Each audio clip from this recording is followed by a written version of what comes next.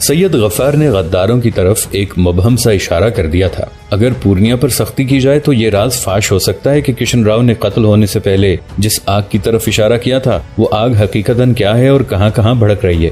پورنیا ایک انتہائی دیانتدار اور لائق وزیر ہے سید صاحب۔ ٹیپو سلطان نے کھلے دل سے پورنیا کی خدمات کا اعتراف کرتے ہوئے کہا۔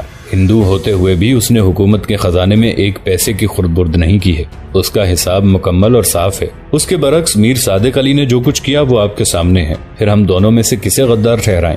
سید غفار لاجواب ہو گئے، تاہم انہوں نے آخری کوشش کے طور پر یہ عرض کرتے ہوئے کہا، سلطان ذی وقار، آپ کی ہر بات درست، مگر پھر بھی میرا ذہن پورنیا کی طرف سے صاف نہیں ہے۔ اگر آپ وزیر خزانہ کو بے قصور سمجھتے ہیں تو کم سے کم کچھ دنوں کے لیے تینوں رانیوں کو ان کے مکانوں میں نظر بند کر دیجیے، یہاں تک کہ باہر کے لوگوں سے ان کا رابطہ مکمل طور پر ختم ہو جائے۔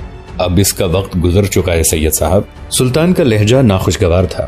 وہ تینوں عورتیں اپنی بیوگی کا سہارا لے کر آسمان سر پر اٹھا لیں گی اور یہ بات ہمارے حق میں بہتر ثابت نہیں ہوگی۔ مذہب کی بنیاد پر مقامی ہندوؤں کے دل ہماری طرف سے تنگ ہو جائیں گے۔ اس کے علاوہ مرہٹوں اور دوسرے ہندو راجاؤں کے مذہبی جذبات بھی بھڑک اٹھیں گے اور انہیں ہمارے خلاف محاذ آرائی کا ایک نیا بہانہ مل جائے گا۔ اور میں میسور کی رانیوں کو قصوروار سمجھتا بھی نہیں کہ یہ ریاست پہلے انہی کی جاگیر تھی۔ ٹیپو سلطان نے ایک ایک لفظ پر زور دیتے ہوئے کہا، سید صاحب، میسور کی رانیوں یا سرنگا پٹم کے رہنے والے چند افراد کی غداریوں سے ہمیں کوئی نقصان نہیں پہنچے گا۔ ہماری تباہی کا سبب تو وہ قلعہ ہیں جو اتحادیوں سے رشوت لے کر اپنے مضبوط مکان ان کے حوالے کر دیتے ہیں۔ سید غفار سلطان کے دلائل سن کر خاموش ہو گئے، مگر اس کے باوجود ان کا دل پورنیا اور رانیوں کی طرف سے صاف نہیں تھا، اور پھر ایسا ہی ہوا۔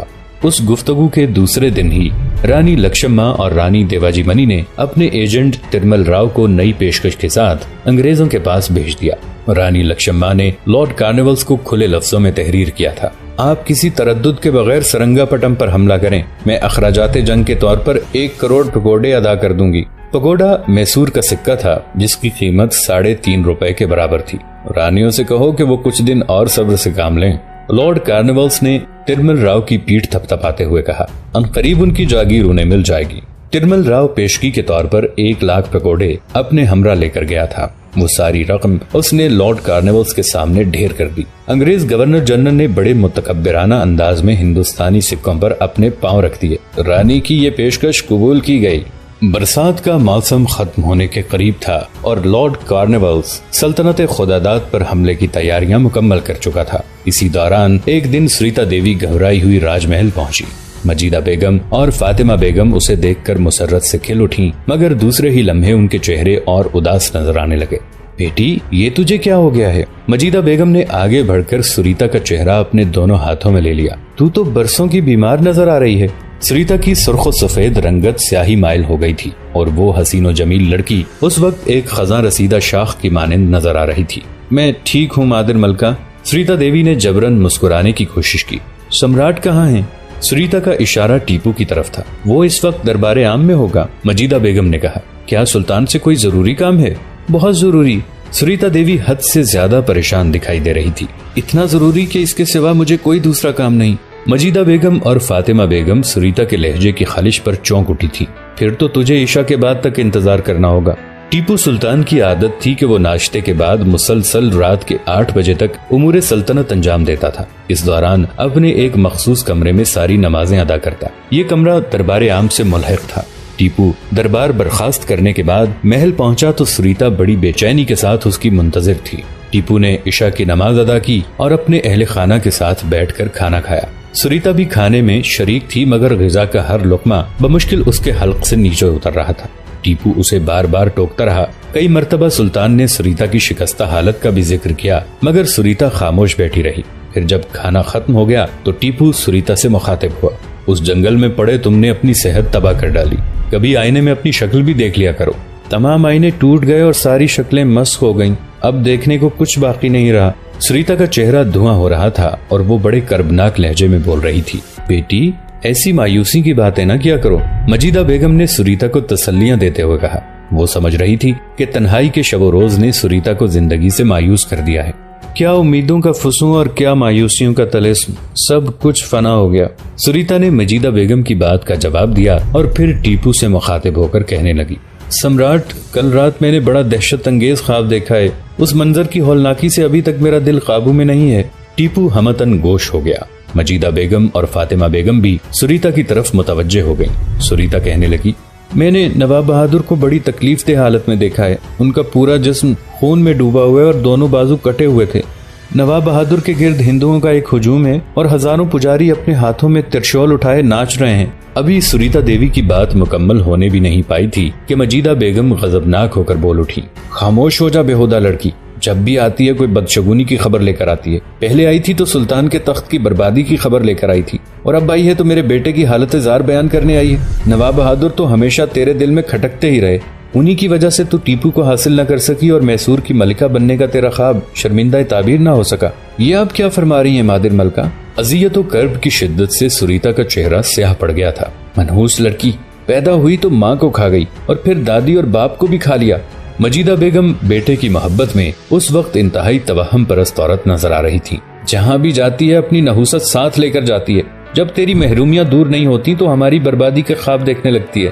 یہ نفرت آمیز باتیں سن کر سریتا کو سکتہ سا ہو گیا۔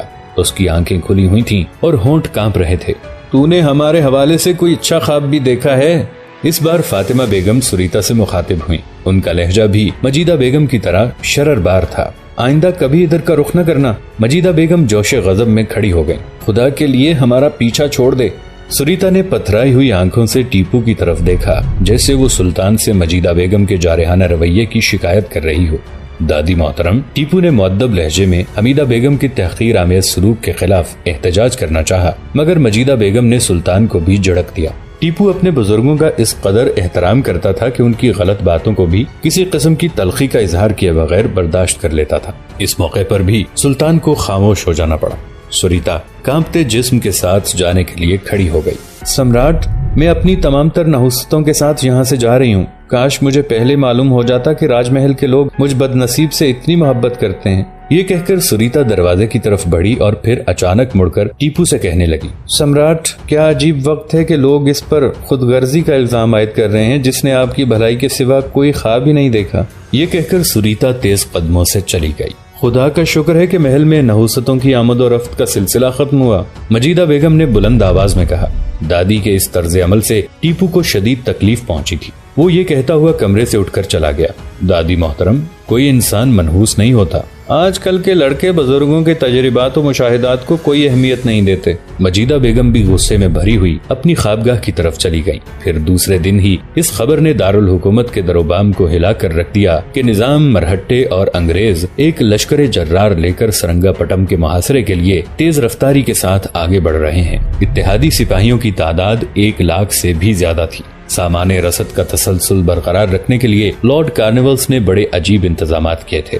بار برداری کے لیے جس قدر مزدور رکھے گئے تھے ان میں مردوں سے زیادہ عورتیں شامل تھیں۔ ایک اندازے کے مطابق ہر سپاہی کے حصے میں 12 مزدور آتے تھے۔ بار برداری کے جانوروں کی تعداد سپاہیوں سے 15 گنا زیادہ تھی۔ ان جانوروں میں ہاتھی، گھوڑے، اونٹ، بیل اور گدھے شامل تھے۔ جب اتحادیوں کی یہ فوج کسی مقام سے کوچ کرتی تو دیکھنے والوں کو ایسا لگتا تھا جیسے ساری دنیا سپاہیوں سے بھر گئی ہے۔ جب یہ فوج کسی رکاوٹ کے بغیر سرنگا پٹم کے مقام پر پہنچی تو ٹیپو سلطان پر یہ خوفناک راز کھلا کہ اس کے قلعہداروں نے کسی محاذ پر بھی مدافعت نہیں کی اور دشمن لشکر کو کسی خوف و خطرے کے بغیر آگے بڑھنے کے لیے رستہ دے دیا۔ اتحادی فوجوں نے بڑی آسانی سے دارالحکومت کا محاصرہ کر لیا۔ مہدی علی خان نائتا کی سازش سے لارڈ کارنیولس شہر گنجام اور عدل باغ پر اس طرح قابض ہو گیا کہ نہ کوئی مقابل آیا، نہ کوئی شمشیر بے نیام ہوئی اور نہ کوئی خون کا قطرہ بہا۔ سازش اس قدر مکمل تھی کہ ٹیپو کے وفاداروں کو گمان تک نہ ہو سکا۔ پھر جب لارڈ کارنیولس نے دارالحکومت کے قریب انتہائی حساس علاقوں پر قبضہ کر لیا تو سلطان کو معلوم ہوا کہ خود اس کا جسم ہی اس کی شمشیروں کا ہدف ہے۔ اتحادیوں کی دوسری فوج جو جنرل میڈوز کے ماتحت تھی اس نے عیدگاہ والے مورچے پر قبضہ کر لیا۔ اگرچہ سید غفار نے بڑی بے جگری سے انگریز فوج کا مقابلہ کیا تھا اور اس اہم ترین مورچے کو بچانے کے لیے اپنے سینکڑوں سپاہیوں کی قربانیاں پیش کی تھیں، لیکن سب کچھ رائے گاں گیا۔ غداروں نے جنرل میڈوز کی ان راستوں پر رہنمائی کی جو انتہائی خفیہ تھے اور جن کے پیچ و خم کو رازداران سلطنت ہی جانتے تھے۔ گھر کے بھیدیوں نے ایک ایک راز فروخت کر دیا اور ٹیپو سلطان سرنگا پٹم کے قلعے میں محصور ہو کر رہ گیا۔ رات ہو چکی تھی، اس لیے جنرل میڈوز کی یلغار رک گئی۔ ٹیپو رات بھر جنگ کے منصوبے بناتا رہا۔ وہ بار بار سید غفار اور شجاعت خان کو مخاطب کر کے کہتا، میرا قلعے سے نکلنا بہت ضروری ہے. میں اپنے تمام لشکروں سے کٹ گیا ہوں.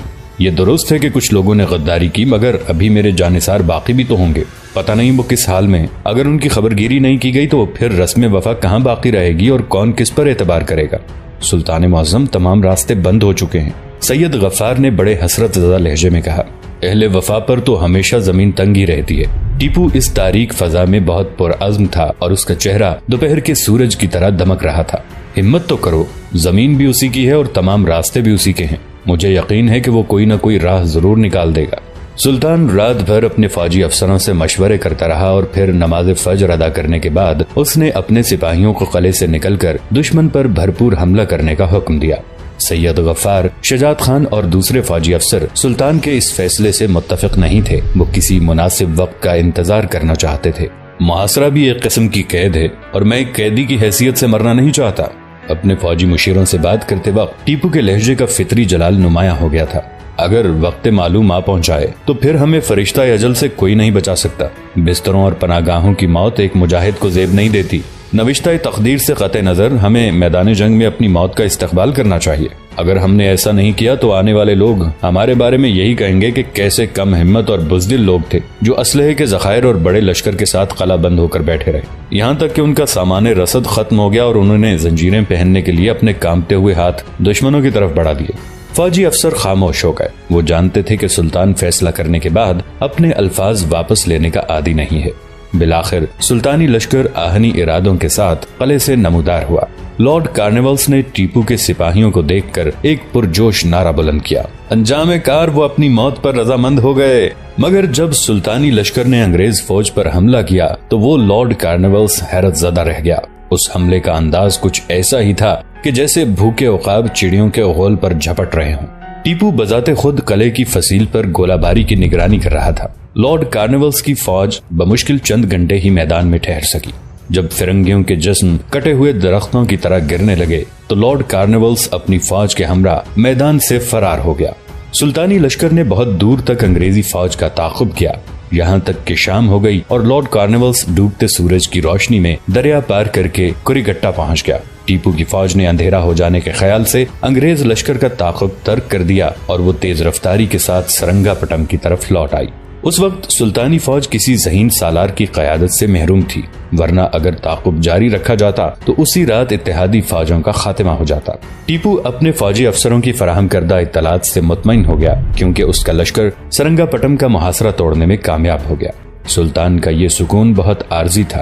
لارڈ کارنیولس فرار کی ذلت اٹھانے اور شکست کا زخم کھانے کے باوجود چند ہی روز میں سنبھل گیا اور پھر اس نے آگے بڑھ کر ایک نئے زاویے سے دارالحکومت کا محاصرہ کر لیا. یہ نیا زاویہ ایک آہنی جال تھا جسے ٹیپو نے اپنی بے پناہ شجاعت کے ذریعے توڑنے کی جدوجہد کی، مگر غداروں نے سلطان کی ہر کوشش کو ناکام بنا دیا.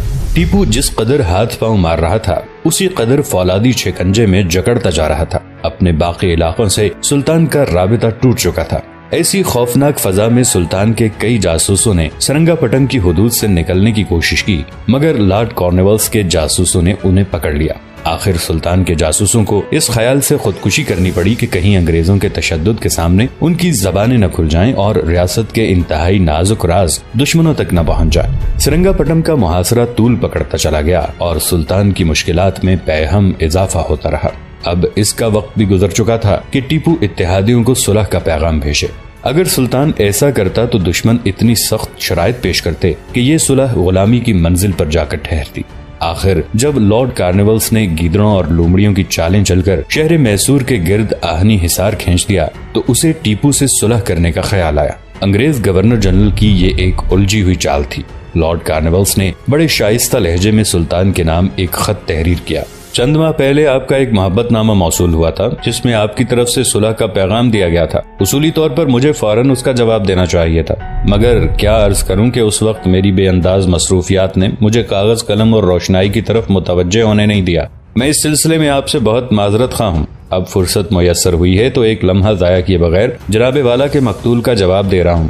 شاید سلطان محترم کو میری اس عادت کی خبر ہو کہ میں فطرتاً ایک صلح پسند انسان ہوں. مجھے خونریزی سے سخت نفرت ہے اور میں قتال و جدال کو انسانی تہذیب کے لیے ایک لعنت سمجھتا ہوں. میں شاہ برطانیہ کی طرف سے ہندوستان میں امن و آشتی کا سفیر ہوں، اس لیے پوری گرم جوشی کے ساتھ آپ کی طرف صلح کا ہاتھ بڑھاتا ہوں. ممکن ہے کہ آپ جوش غضب میں میرے بڑے ہوئے ہاتھ کو جھٹک لیں، مگر میرا ہاتھ اسی طرح پھیلا رہے گا اور میں آپ کے انکار کے باوجود مسلسل امن اور صلح کا سوال کرتا رہوں گا۔ بڑا عجیب خط تھا۔ سننے والوں کو یوں محسوس ہو رہا تھا کہ لہجے کی شائستگی لارڈ کارنیولز پر ختم ہو گئی ہے۔ ٹیپو سلطان بھی دم بخود تھا۔ سلطنت خداداد کے فرمانروا کو لارڈ کارنیولز کی تحریر پر یقین نہیں آ رہا تھا۔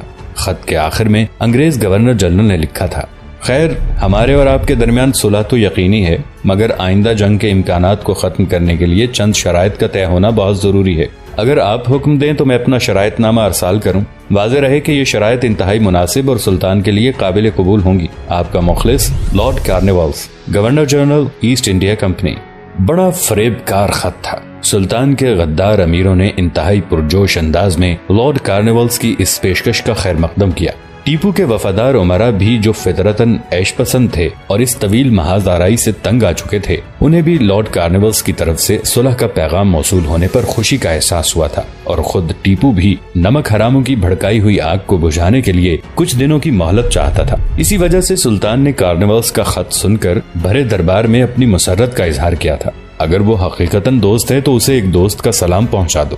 سلطان نے لارڈ کارنیولز کے قاصد کو مخاطب کرتے ہوئے کہا، ہم صلح کی خاطر اس کے شرائط نامے کا خوش دلی کے ساتھ انتظار کریں گے۔ پھر جب انگریز گورنر جنرل کا شرائط نامہ موصول ہوا تو کچھ دیر کے لیے ٹیپو سناٹے میں آ گیا۔ لارڈ کارنیولز نے صلح کے لیے یہ شرائط پیش کی تھی، سلاطین اتحادیوں کے لیے 3 کروڑ روپے کی آمدنی کا علاقہ چھوڑ دے، 3 کروڑ روپے کی نقد رقم ادا کی جائے۔ اگر یہ رقم قسطوں میں ادا کی گئی تو آخری پائی وصول ہونے تک 2 شہزادے انگریزوں کی نگرانی میں رہیں گے۔ یہ صلح کا شرائط نامہ ہے یا میری بربادی کی دستاویز؟